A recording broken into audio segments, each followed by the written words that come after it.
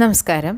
ലോകമെമ്പാടുമുള്ള ദശലക്ഷക്കണക്കിന് ആളുകളുടെ ഹൃദയങ്ങളിൽ ഭാരതീയ പുരാണങ്ങൾക്ക് ശക്തമായൊരു സ്ഥാനമുണ്ട് അല്ലേ?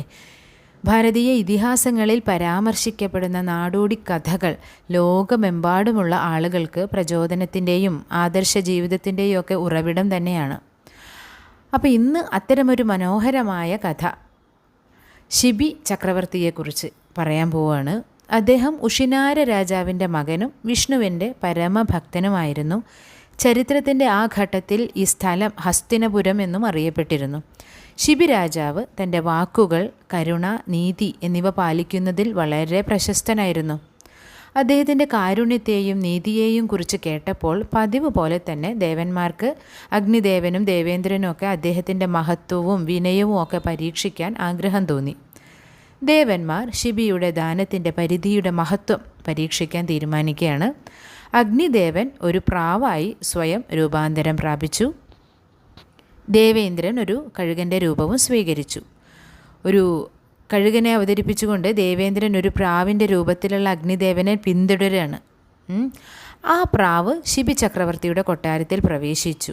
അവിടെ അപ്പോൾ അദ്ദേഹം തൻ്റെ സഖാക്കളോടൊപ്പമൊക്കെ രാജകാര്യങ്ങളിൽ മുഴുകിയിരിക്കുകയായിരുന്നു.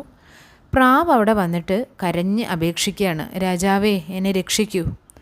ഇത് കണ്ട ശിബിയുടെ ഗുരു പറയുകയാണ്, അല്ലയോ രാജാവേ, പ്രാവ് അങ്ങയോട് സംരക്ഷണത്തിനായിട്ട് അപേക്ഷിക്കുകയാണ്. എല്ലാവർക്കും അതിജീവിക്കാൻ അവകാശമുണ്ടല്ലോ. ഒരു ജീവിയുടെ ജീവൻ രക്ഷിക്കുന്നതിനേക്കാൾ മികച്ച സഹായം മറ്റൊന്നില്ല. അപ്പോൾ ശിബി മഹാരാജാവ് പറയുകയാണ്, അബലരെ, അശരണരെ, വികലാംഗരെയൊക്കെ സംരക്ഷിക്കേണ്ടത് രാജാവിൻ്റെ കടമയാണ്. തന്നെ രക്ഷിക്കണമെന്നൊരു പ്രാവ് ഇവിടെ വന്ന് അപേക്ഷിക്കുമ്പോൾ ഒരിക്കലും അത് നിരസിക്കാൻ പറ്റില്ല. പ്രാവിനെ പിന്തുടർന്ന കഴുകനും അതേസമയം കൊട്ടാരത്തിലെത്തി. രാജാവേ, എല്ലാ ജീവജാലങ്ങളും പല രൂപങ്ങൾ സ്വീകരിക്കുന്നു. പ്രാവ് സംരക്ഷണത്തിനായി താങ്കളുടെ അടുക്കൽ വന്നു, പക്ഷേ അത് എൻ്റെ ഭക്ഷണമാണ്. ദയവായി എൻ്റെ ഭക്ഷണമായ പ്രാവിനെ ഉപേക്ഷിച്ച് എൻ്റെ ജീവൻ സംരക്ഷിക്കാൻ എന്നെ സഹായിക്കൂ. ഞാൻ ഭക്ഷണം കഴിച്ചില്ലെങ്കിൽ മരിച്ചു പോവും.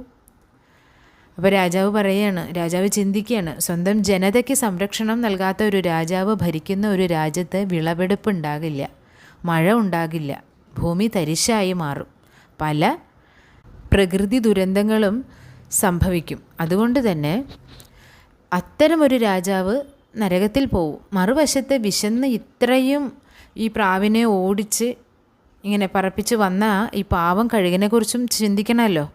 അങ്ങനെ ശിബി കഴുകനോട് പ്രാവിനെ വിട്ടു പോവാൻ അപേക്ഷിച്ചു.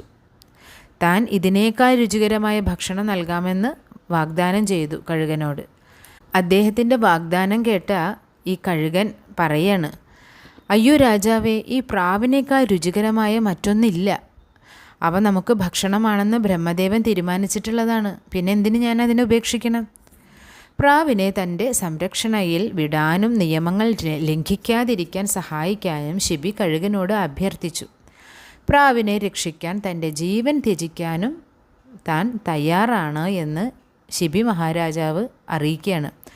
പ്രാവിനെ അല്ലാതെ മറ്റെന്തെങ്കിലും ആവശ്യപ്പെടാൻ അദ്ദേഹം കഴുകനോട് ആവശ്യപ്പെട്ടു.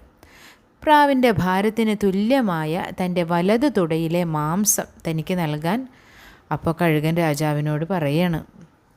ഉടനെ ശിബി കൊട്ടാരത്തിലെ സഹപ്രവർത്തകരോട് ഒരു തുലാസ് എടുത്തു കൊണ്ടുവരാൻ ഉത്തരവിട്ടു.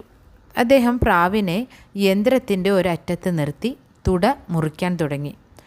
എത്ര മാംസം മുറിച്ചാലും അതിന് തൂക്കുയന്ത്രത്തെ സന്തുലിതമാക്കാൻ കഴിഞ്ഞില്ല. പ്രാവിൻ്റെ ഭാരത്തിന് തുല്യമാകാൻ കഴിയാതെ വന്നപ്പോൾ അദ്ദേഹം തുലാസിൻ്റെ മറുവശത്ത് ഇരിക്കാൻ തീരുമാനിച്ചു. എന്ന് വെച്ചാൽ തൻ്റെ മുഴുവൻ ശരീരവും ആ കഴുകന് വേണ്ടി അദ്ദേഹം കൊടുക്കുകയാണ്.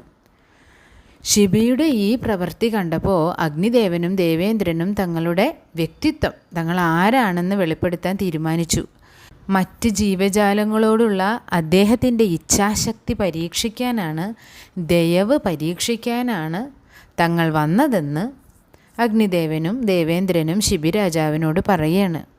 അങ്ങനെ ശിബി ചക്രവർത്തി ഈ പരീക്ഷണത്തിൽ വിജയിച്ചു എന്നും അദ്ദേഹത്തിൻ്റെ സ്നേഹത്തിനും സഹതാപത്തിനും സഹാനുഭൂതിക്കും സഹജീവികളോടുള്ള കരുണ കാരുണ്യത്തിനും ഒക്കെ വേണ്ടി യുഗങ്ങളോളം അദ്ദേഹത്തിൻ്റെ പേര്, കീർത്തി ഈ ഭുവനാന്തരങ്ങളിലേക്ക് വ്യാപിക്കും. അങ്ങനെ ഒരു ശരണാഗതിയുടെ ജീവൻ രക്ഷിക്കാൻ വേണ്ടി ശിബി തൻ്റെ ശരീരം തന്നെ ദാനം ചെയ്തതിനാൽ ഇപ്പോഴും നാമും അദ്ദേഹത്തെ ഓർക്കുന്നു അല്ലേ. ആളുകൾ എന്തായാലും മഹാദാതാക്കളെക്കുറിച്ച് സംസാരിക്കുമ്പോഴെല്ലാം തീർച്ചയായും ശിബി ചക്രവർത്തിയുടെ പേര് പരാമർശിക്കാതിരിക്കാൻ തരയില്ല. അപ്പോൾ ഇന്നത്തേക്ക് ഇത്ര മാത്രം. എല്ലാവർക്കും ഭഗവാന്റെ അനുഗ്രഹം ഉണ്ടാവട്ടെ.